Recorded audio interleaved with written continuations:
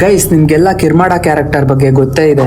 ಛೋಟಾ ಭೀಮ್ ಮಾತ್ರ ಅಲ್ಲದೆ Indian cartoon ಇಂಡಸ್ಟ್ರಿಯಲ್ಲೇ ಮೋಸ್ಟ್ ಪವರ್ಫುಲ್ ವಿಲನ್ ಕ್ಯಾರೆಕ್ಟರ್ ಅಂದ್ರೆ ಕಿರ್ಮಾಡ. ಬೇರೆ ಎಲ್ಲಾ ವಿಲನ್ಸ್ ಗಿಂತ ಕಿರ್ಮಾಡ ಜಾಸ್ತಿ ಪವರ್ಫುಲ್. ಕಿರ್ಮಾಡನ ಯಾರು ಸಾಯಿಸೋಕಾಗಲ್ಲ, ಯಾಕೆಂದ್ರೆ ಕಿರ್ಮಾಡ ಸತ್ ಮೇಲೆನೆ ಜಾಸ್ತಿ ಪವರ್ಫುಲ್ ಆಗಿರೋದು. ಆದ್ರೂ ಕಿರ್ಮಾಡ ಯಾಕೆ ಛೋಟಾ ಭೀಮ್ ಮುಂದೆ ಸೋತ? ಕೃಷ್ಣ ಜೊತೆಲಿದ್ದ ಅಂತನಾ? ಹೌದು, ಬಟ್ ಇನ್ನ ಒಂದು ರೀಸನ್ ಇದೆ. ಏನು ಅಂತ ಹೇಳ್ತೀನಿ, ವಿಡಿಯೋನ ಕೊನೆವರೆಗೂ ನೋಡಿ. ಕಿರ್ಮಾಡ ಪ್ರತಾಪ್ಗಢನ ರಾಜ್ಕುಮಾರ. ಅವ್ರ ತಂದೆ ಸತ್ತೋದ್ಮೇಲೆ ಕಿರ್ಮಾಡ ರಾಜ ಆಗ್ತಾನೆ. ರಾಜ ಆದ್ಮೇಲೆ ತನ್ನ ಸುತ್ತಮುತ್ತ ಇರೋ ಎಲ್ಲ ರಾಜ್ಯಗಳ ಮೇಲೆ ಯುದ್ಧ ಮಾಡಿ ಗೆಲ್ತಾನೆ. ಆದ್ರೆ ಡೋಲಕ್ಪುರ್ ಮೇಲೆ ಯುದ್ಧ ಮಾಡಿದಾಗ ಸೋಲ್ತಾನೆ.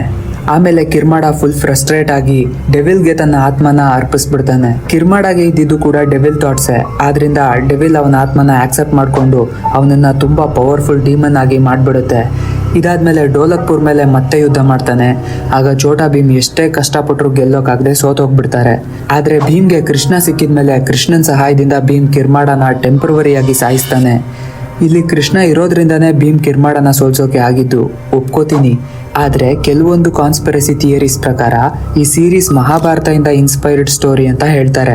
ಆದ್ರೆ ಪಾಂಡವಾಸ್ ಮತ್ತೆ ಕೌರವಾಸ್ನ ಛೋಟಾ ಭೀಮ್ ಸೀರೀಸ್ ಅಲ್ಲಿ ತೋರ್ಸೋಕಾಗಲ್ಲ.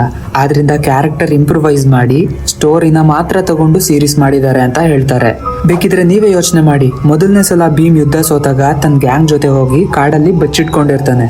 ಇದ್ಯಾಕೋ ವನವಾಸ ಮತ್ತೆ ಅಜ್ಞಾತವಾಸನ ಇಂಡಿಕೇಟ್ ಮಾಡ್ತಿದೆ ಅನ್ನಿಸ್ತಿಲ್ವಾ? ಮತ್ತೆ ಮಹಾಭಾರತ ಯುದ್ಧದಲ್ಲೂ ಕೃಷ್ಣ ಯುದ್ಧ ಮಾಡಲ್ಲ, ಇಲ್ಲೂ ಕೂಡ ಕೃಷ್ಣ ಯುದ್ಧ ಮಾಡಲ್ಲ. ಅಲ್ಲೂ ಕೃಷ್ಣ ಸಾರಥಿಯಾಗಿರ್ತಾರೆ, ಸೇಮ್ ಇಲ್ಲೂ ಕೂಡ ಕೃಷ್ಣ ಸಾರಥಿಯಾಗಿರ್ತಾರೆ. ಓಕೆ, ಇದು ತುಂಬಾ ರಿಲೇಟ್ ಆಗ್ತಾ ಇದೆ. ಸೊ ಭೀಮ್ ಪಾಂಡವಾಸ್ನ ಇಂಡಿಕೇಟ್ ಮಾಡ್ತಾನೆ, ಕಿರ್ಮಾಡ ಕೌರವಾಸ್ನ ಇಂಡಿಕೇಟ್ ಮಾಡ್ತಾನೆ. ಆಬ್ವಿಯಸ್ಲಿ ಮಹಾಭಾರತ ಇನ್ಸ್ಪೈರ್ಡ್ ಸ್ಟೋರಿ ಅಂದ್ರೆ ಕೌರವಾಸ್ ಸೋಲ್ಬೇಕು ಮತ್ತೆ ಸಾಯ್ಬೇಕು. ಇಲ್ಲೂ ಕೂಡ ಹಾಗೆ ಆಗುತ್ತೆ, ಕಿರ್ಮಾಡ ಸೋಲ್ತಾನೆ. ಆದ್ರೆ ಕ್ರಿಯೇಟರ್ಸ್ಗೆ ಈ ಕ್ಯಾರೆಕ್ಟರ್ ಎಷ್ಟಿಷ್ಟ ಆಗಿತ್ತು ಅಂದ್ರೆ ಕಿರ್ಮಾಡ ಸೋತ್ರು ಕೂಡ ಸಾಯಲ್ಲ. ಅಂದ್ರೆ ಅವ್ರಿಗೆ ಕನ್ಫರ್ಮ್ ಆಗಿತ್ತು ಇದು ಇಂಡಿಯಾದಲ್ಲಿ ಗಾಡ್ ಲೆವೆಲ್ ವಿಲನ್ ಕ್ಯಾರೆಕ್ಟರ್ ಅಂತ. ಸೊ ಕಂಟಿನ್ಯೂಟಿಗೋಸ್ಕರ ಕಿರ್ಮಾಡನ ಬಾಡಿ ಇಲ್ದಿರೋ ಒಂದು ಸ್ಪಿರಿಟ್ ಮಾಡ್ಬಿಡ್ತಾರೆ. ಅದಾದ್ಮೇಲೆ Kirmada character a legend villain character of Indian cartoon industry ಆಗ್ಬಿಡುತ್ತೆ. ಅದರಲ್ಲಿ ನನ್ನ ಫೇವ್ರೇಟ್ ಅಂದ್ರೆ ಮಾಯಾನಗರಿ ಮತ್ತೆ ಪಾಟಲಿಪುತ್ರ ಸೀರೀಸ್. ಕಿರ್ಮಾಡ ಕ್ಯಾರೆಕ್ಟರ್ ಡಿಸೈನೇ ಆಗ್ಲಿ, ಬ್ಯಾಕ್ ಸ್ಟೋರಿನೇ ಆಗ್ಲಿ, ಇಲ್ಲ ವಾಯ್ಸ್ ಡಬ್ಬಿಂಗೇ ಆಗ್ಲಿ, ಎಲ್ಲ ಗಾಡ್ ಲೆವೆಲ್, ಎಲ್ಲಾನು ಕೂಡ ಪರ್ಫೆಕ್ಟ್ ವಿಲನ್ ಕ್ಯಾರೆಕ್ಟರ್ಗೆ ಹೇಳಿ ಮಾಡಿಸ್ದಂಗಿದಾವೆ. ಆದ್ರಿಂದಾನೇ ಕಿರ್ಮಾಡ ಕ್ಯಾರೆಕ್ಟರ್ ಒಂದು ಗ್ರೇಟ್ ವಿಲನ್ ಕ್ಯಾರೆಕ್ಟರ್ ಆಯ್ತು.